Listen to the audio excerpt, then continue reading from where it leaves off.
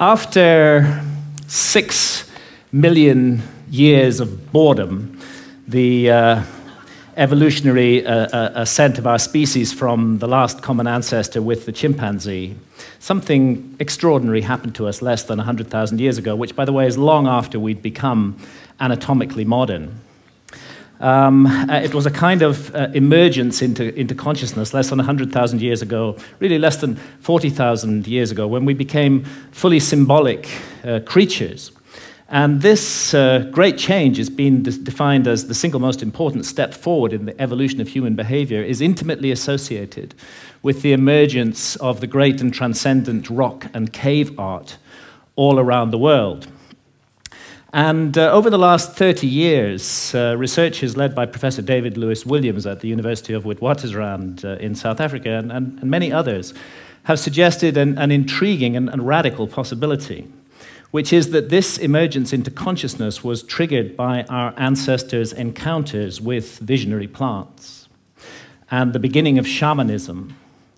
If you analyze the cave art, there's not time to go into the details here, but there are so many details that make it clear that this was an art of altered states of consciousness, of visions, that plants like the Amanita muscaria mushroom or psilocybin mushrooms appear to have been directly connected with this sudden and radical change.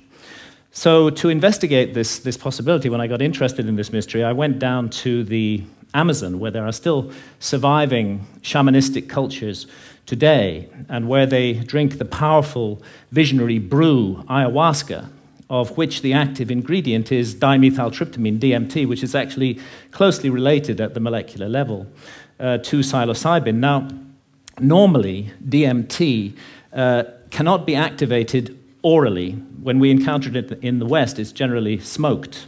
There's an enzyme in our stomachs called monoamine oxidase, which switches off DMT on contact. But in the Amazon, they've got round this problem, and they say it was the spirits that taught them how to do it. The DMT in the ayahuasca brew is contained in these leaves from a plant that they call chacruna in the Amazon. And there they mix it together with this vine. And out of the 150,000 different species of plants and trees in the Amazon, this is the one that contains a monoamine oxidase inhibitor, which switches off that enzyme in our stomachs and allows the DMT in the leaves, when the two are married together and cooked in water, to be absorbed orally and takes us on a 4-hour journey into extraordinary realms. Now, it's no joke to drink ayahuasca. The ayahuasca brew it has a foul taste, really hideous, and a dreadful, dreadful smell. And after you've drunk your cup, you'll find within 45 minutes or so that you're sweating, that you're feeling nauseous. Pretty soon you may well be vomiting, you may well have diarrhea. So, nobody's doing this for recreation.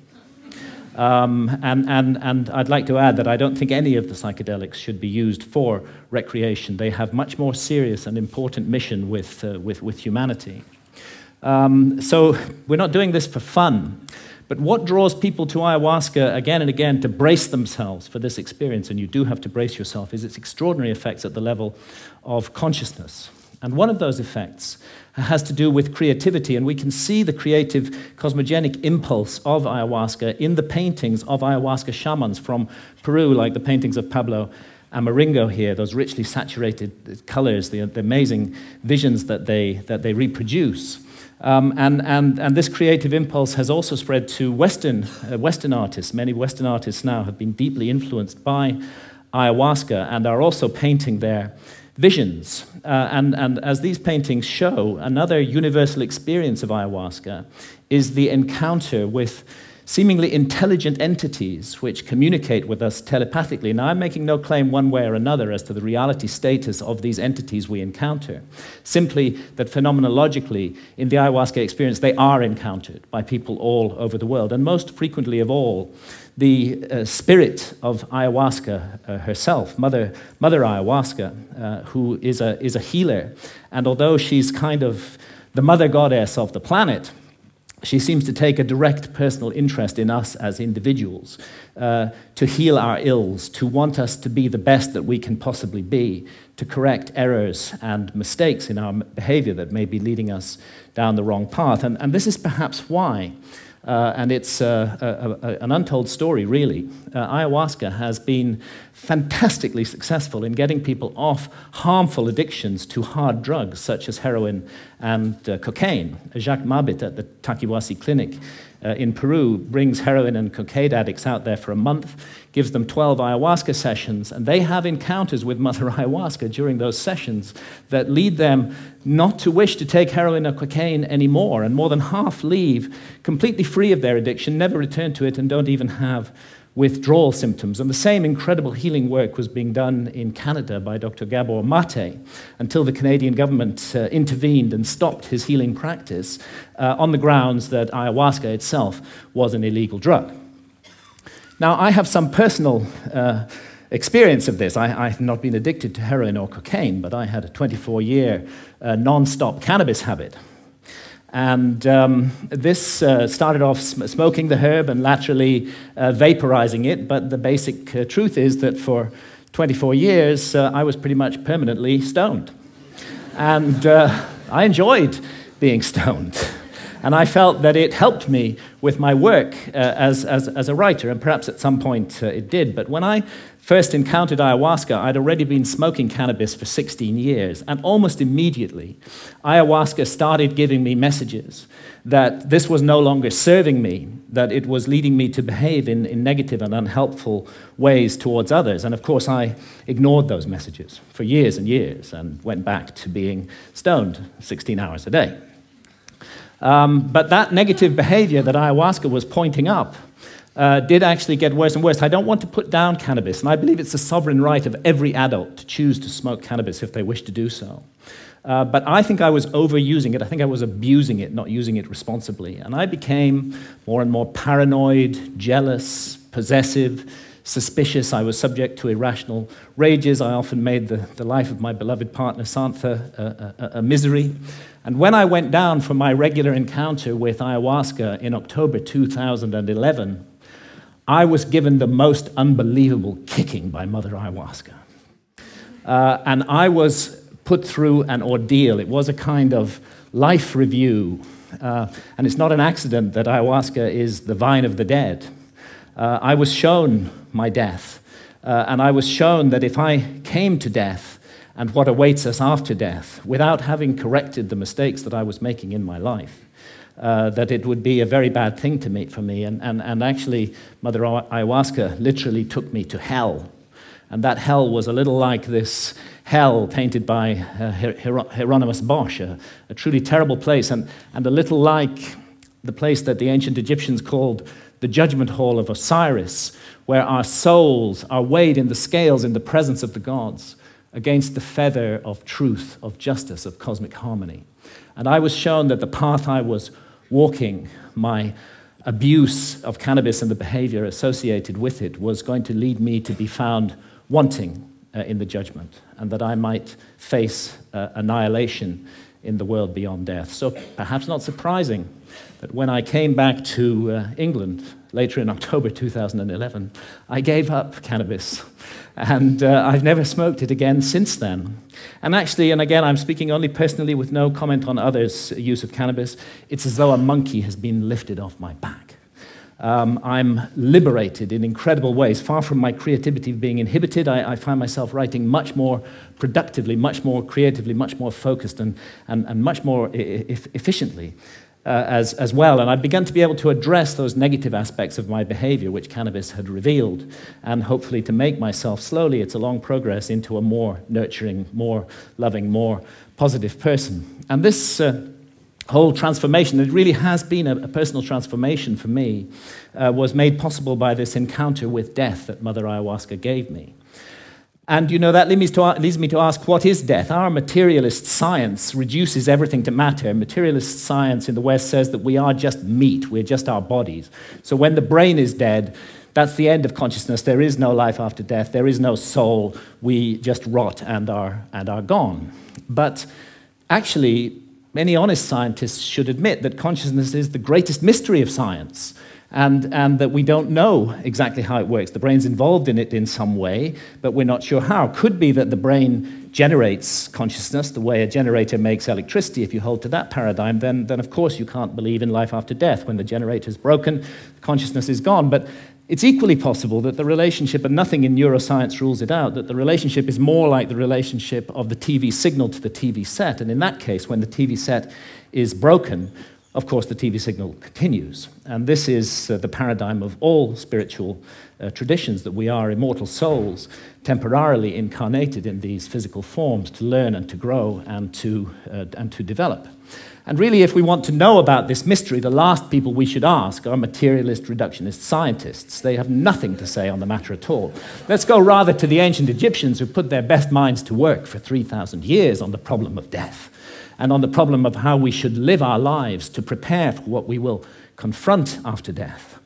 And the ancient Egyptians expressed their ideas in transcendent art, which still touches us emotionally today, and they came to certain very specific conclusions, that the soul does survive death, and that we will be held accountable for every thought, every action, every deed that we have lived through in our lives. So we better take this precious opportunity to be born in a human body seriously and make the most of it. And in these inquiries into the mystery of death, the ancient Egyptians weren't just exercising their imaginations.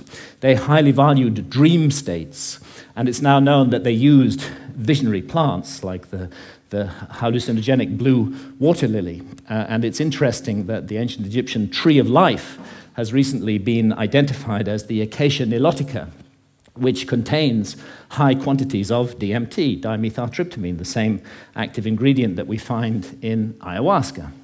Now, it's difficult to imagine a society more different from the society of ancient Egypt than our society today. We hate visionary states in this society. In our society, if we want to insult somebody, we call them a dreamer. In ancient societies, that was praise. And we have erected huge apparatuses of armed bureaucracies who will invade our privacy, who will break down our doors, who will arrest us, who will send us to prison, sometimes for years, for possessing even small quantities of psilocybin or substances like DMT, whether in its smokable form or in the ayahuasca brew. And yet, ironically, DMT is, we now know, a natural brain hormone. We all have it in our bodies, and it's just that its function remains unknown for lack of research. And it's not as though our society is opposed in principle to altered states of consciousness. I mean, billions are being made by the unholy alliance of psychiatrists and big pharma in overprescribing drugs to control so-called syndromes like depression or attention deficit disorder in teenagers. And we have a love affair in our society with alcohol. We glorify this most boring of drugs, despite the terrible consequences that it often has. And of course, we love our stimulants, our tea, our coffee, our energy drinks, our sugar, and huge industries are built around these substances, which are valued because of the way they alter consciousness.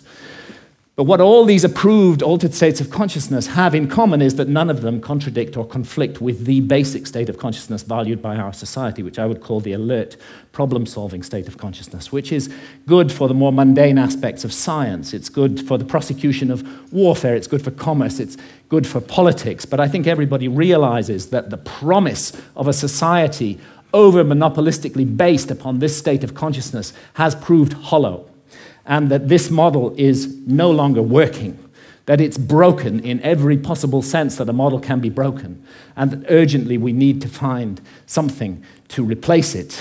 The vast problems of global pollution that have resulted from the single-minded pursuit of profit, the horrors of nuclear proliferation, the specter of hunger, that millions every night go to bed starving, that we can't even solve this problem despite our alert problem-solving state of consciousness. And look what's happening in the Amazon, the lungs of our planet, this precious home of biodiversity. The old-growth rainforest being cut down and replaced with soybean farms so we can feed cattle, so that we can all eat hamburgers. Only a truly insane global state of consciousness could allow such an abomination to occur. And I did a back-of-an-envelope calculation during the Iraq War. It seems to me that 6 months' expenditure on the Iraq war would have solved the problem of the Amazon forever, would be sufficient to compensate the peoples of the Amazon so that no single tree ever needed to be cut down again to garden and look after that amazing resource. But we can't make that decision as a global community. We can spend countless billions on warfare, on hatred, on fear, on suspicion, on division, but we can't get together the collective effort to save the lungs of our planet. And this is perhaps why shamans from the Amazon are now mounting a kind of reverse missionary activity. When I've asked shamans about the sickness of the West, they say it's quite simple. You guys have severed your connection with spirit. Unless you reconnect with spirit and do so soon, you're going to bring the whole house of cards down around your heads and ours. And rightly or wrongly, they believe that ayahuasca is the remedy for that sickness.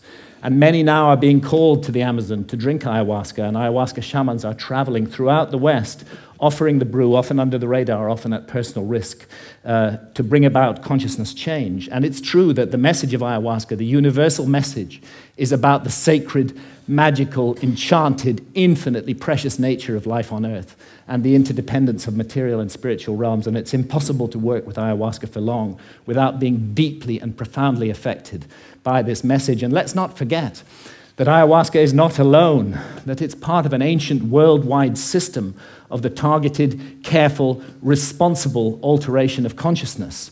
It's recently been shown by scholars that the kykeon used in the Eleusinian mysteries in ancient Greece was almost certainly a psychedelic brew, that the soma of the Vedas may well have been a brew based upon the Amanita muscaria mushroom. We have the DMT in the ancient Egyptian tree of life. We have the whole global cultures of surviving shamanism, and what it's all about is a state of consciousness that's designed to help us find balance, harmony. The ancient Egyptians would have called it Ma'at, with the universe, and to remain mindful that what we're here to undertake on Earth while immersed in matter is fundamentally a spiritual journey aimed at the growth and perfection of the soul, a journey that may go back to the very origins of what made us human in the first place. And I stand here invoking the hard-won right of freedom of speech to call for and demand another right to be recognized, and that is the right of adult sovereignty over consciousness. There's a war on consciousness in our society, and if we as adults are not allowed to make sovereign decisions about what to experience with our own consciousness while doing no harm to others, including the decision to use responsibly ancient and sacred visionary plants, then we cannot claim to be free in any way. And it's useless for our society to go around the world imposing our form of democracy on others while we nourish this rot at the heart of society and we do not allow individual freedom over consciousness. It may even be that we're denying ourselves the next vital step in our own evolution by allowing this state of affairs to continue, and who knows, perhaps our immortal destiny as well. Thank you, ladies and gentlemen.